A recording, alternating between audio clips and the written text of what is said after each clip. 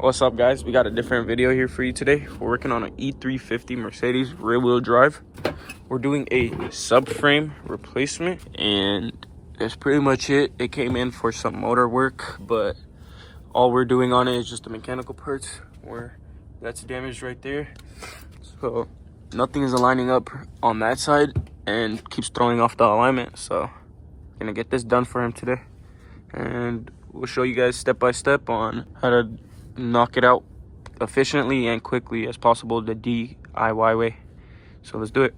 Alrighty, so I know you guys have seen other videos on YouTube where they use a lift. We're gonna show you how to do it with jack stands. This is just jack stand DIY. I recommend you guys get this socket set right here.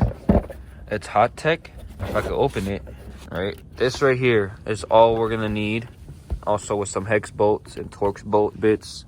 Other than that, you guys can use drills, wrenches, ratchets, whatever you have to your availability you could use.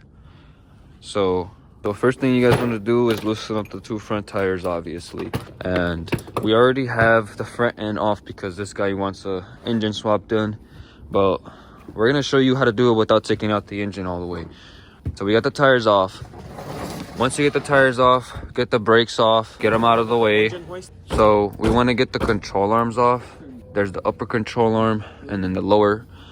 And then you want to take off the end links and the tie rod.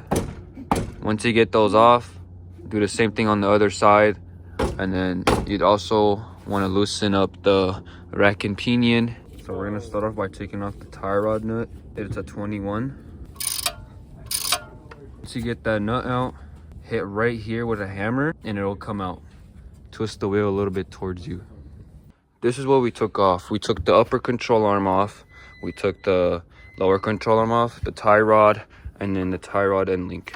That's all you gotta do. Take that off, loosen it up, and then get under here for the rack and pinion plate, unscrew it, and then let the rack and pinion drop.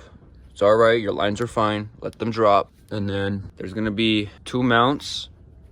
There's two bolts on the bottom through this hole, two bolts on the bottom, one right there. They're both gonna be 13 millimeters. Take them out, both sides. Make sure your your engine's hoisted up before you do anything. And then there's gonna be 4 bolts all around. We already have the front end off, so I'm not gonna show you guys that. But there's gonna be 4 main bolts all around.